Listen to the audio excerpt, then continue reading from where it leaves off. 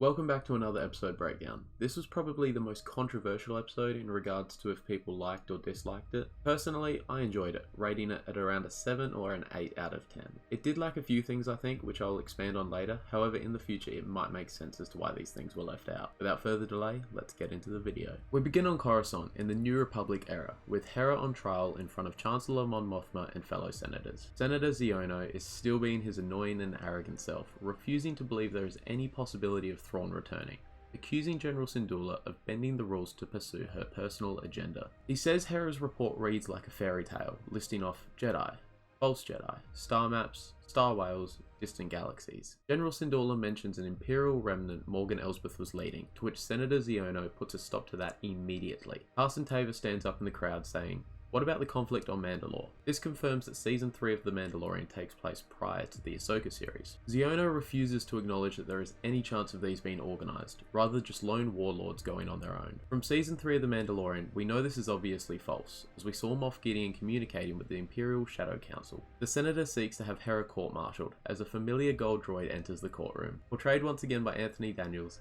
C-3PO comes on behalf of our princess, Senator Leia Organa, who is now leader of the Defense Council. He provides a data transcript showing that Leia personally sanctioned Hera's mission on Cetos, thus getting the case thrown out immediately. Xiono attempted to belittle 3PO, calling him a mere droid. You should take a leaf out of Leia's book. Never underestimate a droid. Mon Mothma calls Hera to the side, wondering how real the threat of Thrawn's return is. "We have to prepare for the worst and hope for the best," she says. Ahsoka is still on board her T6 Jedi shuttle with Huyang, coming towards the end of their hyperspace journey. She is practicing her lightsaber forms as we see a hologram of Anakin from the Clone Wars guiding her. We hear Anakin say those lines we heard in the trailer, but with some additions as he name drops General Grievous, Asajj Ventress and Count Dooku, which was super cool. I'm sure everybody is familiar with Grievous and Dooku, but if you haven't watched the Clone Wars, Asajj Ventress was a Night Sister, raised by a Jedi Knight before falling to the dark side and becoming Count Dooku's apprentice. She began to become quite strong in the Force, causing Sidious to order Dooku to kill her as a test of his loyalty. She was left for dead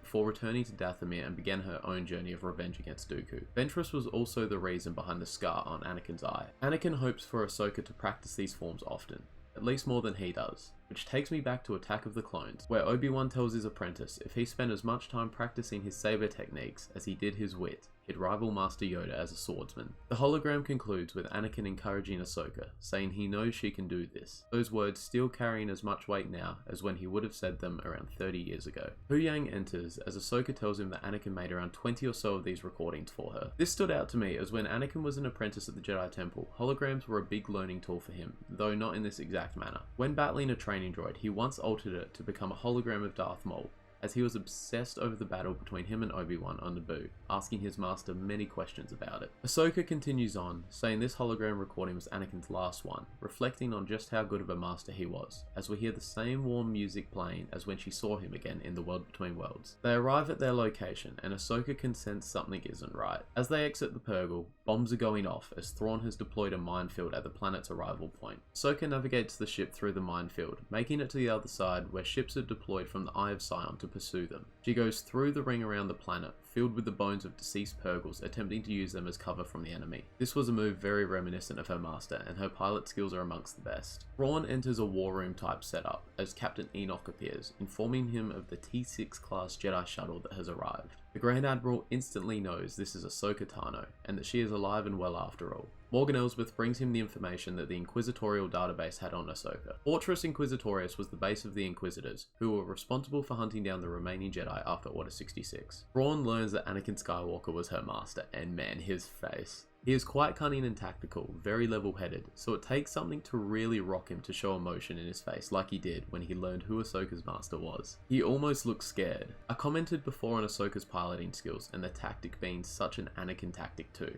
I believe Thrawn considered this as well, as he draws his forces out of the debris field, knowing it would be a waste of time and Ahsoka would likely destroy them all. He describes Anakin as unpredictable and quite dangerous. and if Ahsoka is anything like him, Thrawn will put her on a path of her own choosing, while still remaining one step ahead of her. There is some backstory to Thrawn and Anakin. They worked together during the Clone Wars, and then again years later when Anakin had turned to the dark side. Thrawn had a strong feeling that Vader was indeed Anakin Skywalker. However, he never snitched or exposed this. Sabine and Ezra are talking as they help the Notis relocate, where we see they can drive their houses. Ezra is going back over what Sabine has told him to catch him up on what's been going on in their galaxy. The Empire was defeated at the Battle of Endor. The Emperor is dead, though Sabine says that's what people say. This, I believe, is just to help with the continuation of what we got in the sequel trilogy, and ultimately in The Rise of Skywalker with Palpatine returning. Ezra mentioned Zeb, whom Sabine has said he is training recruits, as well as Hera commanding a fleet. Sabine remains really closed off when talking about how she got to Peridia, as well as anything about Ahsoka, just saying it's complicated. Ahsoka is able to locate Sabine by calling out to her through the Force.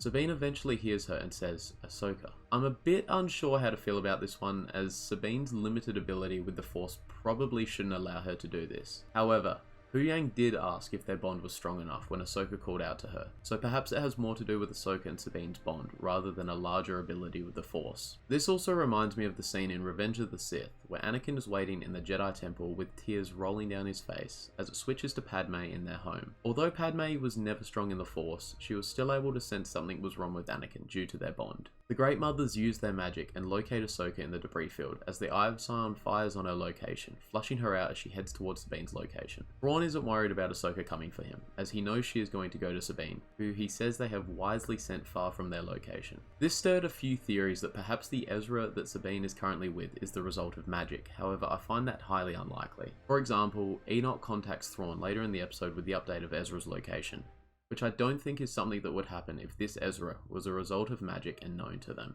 Shin and Baylan are sitting atop a hill when Ezra and Sabine spot them, forcing them to change direction with the Notis. Baylan directs his apprentice to contact Thrawn before killing Sabine and Ezra and taking her place in the new Empire. She realizes this means Baylan won't be joining her to help, which catches her off guard, and honestly it caught me off guard too. Baylan explains that Shin's ambition leads her down one path, whilst his lies along another. This reminded me a lot of Obi-Wan's last words to Luke before he left him on the Death Star. Your destiny lies along a different path from mine. Baylan's path is to whoever or whatever is calling to him, leaving her with one final lesson. Baylan tells her impatience for victory will guarantee defeat. Another Obi-Wan callback in my eyes to the flashback training scenes when Kenobi defeats Anakin, telling him, your need for victory, Anakin, it blinds you. As I predicted in my breakdown last week, the bandits have formed an alliance with the mercenaries as they charge after Sabine and Ezra and the Notis along with Shin. As the bandits pursue them, Sabine begins to fire back with her pistols. The Notis attempt to help with their slingshots, which could be a reference to Ezra using an energy slingshot in Season 1 of Rebels. The bandits use an electric staff to stop the Notis pods from travelling, successfully stopping one of them, which Ezra refuses to leave behind as he leaves the others to circle up around them. Ahsoka's ship enters the scene where Baylan looks up observing. I only note this because of the music that played. It struck a memory with me, and it was when Padme runs into Anakin after Dooku escapes his duel with Obi-Wan, Anakin, and Yoda in Attack of the Clones. I'm not sure if there is any meaning here, but I thought it was a cool little connection I made. Ahsoka and Huyang reference the same maneuver they did in episode 1 of the series, allowing Ahsoka to exit the ship as it is still flying, where she lands, confronting Baylan's skull once again, igniting their sabers. Baylan has the upper hand, grabbing her wrist, saying she can't beat him, driven by his goal to reach what is calling him. Ahsoka is very calm and balanced, saying she doesn't need to win, as Huyang fires some flares on their location, giving her enough time to take his howler and head off towards Ezra and Sabine. Baylan travels the other way, continuing on his path. Shin and the bandits circle Sabine and Ezra. She offers him his modified lightsaber back, to which he refuses it, saying the Force is his ally now. I know this annoyed a few people, but I really enjoyed this. Ezra has been stranded on this planet with nothing but the Force, and I think it's a pretty safe bet to assume he has grown quite strong with the Force as a result of this. He has survived this long without a lightsaber.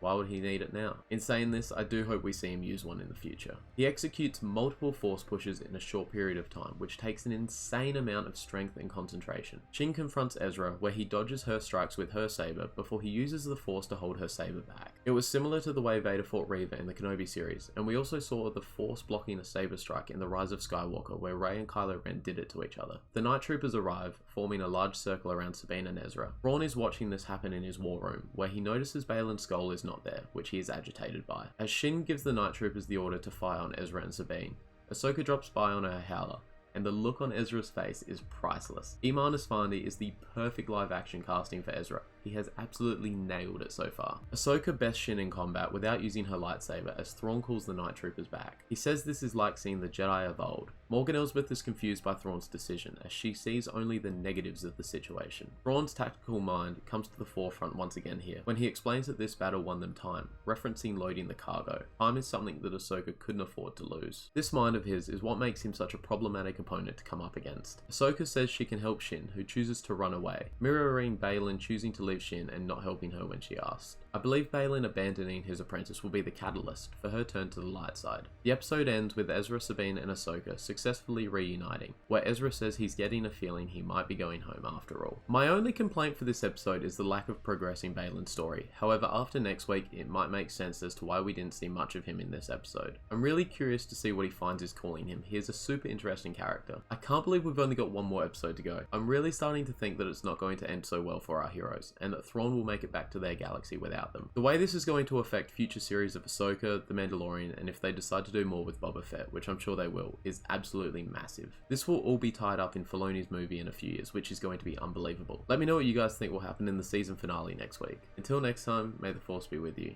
always.